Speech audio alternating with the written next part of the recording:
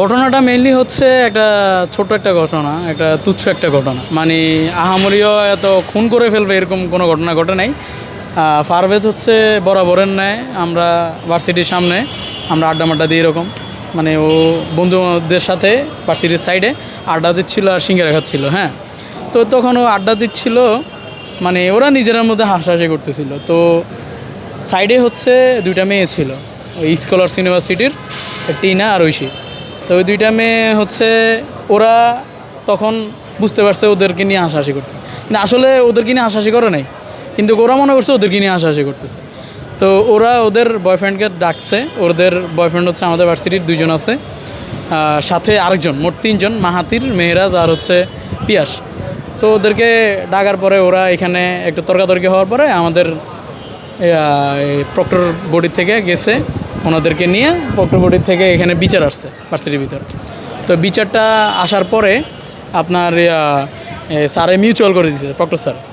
তো মিউচুয়াল করে দেওয়ার পরে মানে স্যারে দুজনকে মিলাই দিছে, মিলাই দেওয়ার পরে ওই পারভেজ যখন বের হয়ে গেছিলো, পারভেজ তখন এইখানে এই যে এই জায়গাটায় হচ্ছে মানে পারভেজ দাঁড়াইছিল। হ্যাঁ, এই জায়গাটা দাঁড়াইছিল, হঠাৎ করে ওই দিক থেকে আপনার মানে 5-6 জন, মানে ওরা ওরা 10 থেকে 20 জন আসছে, আরও পোলাবেন, অনেক পোলাবেন আসছে, লোকাল পোলাবেন, এরা ভার্সিটি পোলাবেন না। ওরা হঠাৎ করে আইসা ও পারভেজের এখানে ঠিক এই জায়গাটায়, ঠিক এই জায়গাটায়, কোন জায়গাটি? ওই ঠিক এই জায়গাটায় মানে পারভেজকে ধাওয়া দিয়েছে, আর পারভেজ এখানে পড়ে গেছে আর ওকে ঠিক এই জায়গাটায় ওকে ইয়ে করছে, ছুটি দিয়ে এসছে।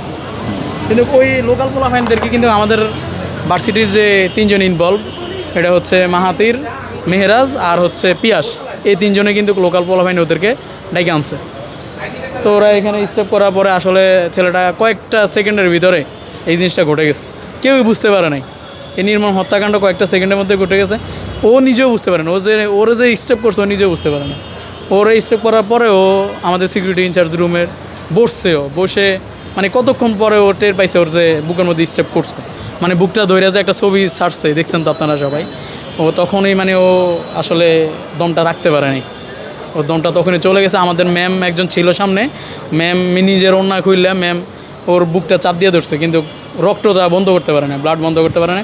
তাৎক্ষণিক ওকে নিয়ে সিএনজি করে ওকে কুর্মিটোল হসপিটালে নিয়ে যাওয়ার পরপরে কুর্মিটোল হসপিটালে ডাক্তারে বলে আপনাদের রুগী তো 15 থেকে 20 মিনিট আগেই মারা গেছে। আসলে আমরা আমাদের ছোটো ভাইকে আর বাঁচাইতে পারিনি, এটাই। এখন আমরা প্রশাসনের কাছে আর এই দেশের সরকারের কাছে আমরা একটাই দাবি জানাচ্ছি, আমাদের ছোট ভাই হত্যা, একটা বাবা একটা মা তার সন্তান হারা, এই জিনিসটার মানে আমরা সুষ্ঠু তদন্ত চাই, সুষ্ঠু বিচার চাই। যে আসামি আছে যারা, তাদেরকে সুষ্ঠু তদন্ত করে বের করে আমরা এদের সর্বোচ্চ শাস্তি, আমরা মৃত্যুদণ্ড এমন ফাঁসি চাই এদের। আমাদের ছোটো ভাই হারানোর কষ্ট আমরা বুঝি, আমরা খুব খারাপ লাগতেছে আমাদের এই কদিন, আমাদের কাছের ছোটো ভাই চলে গেছে।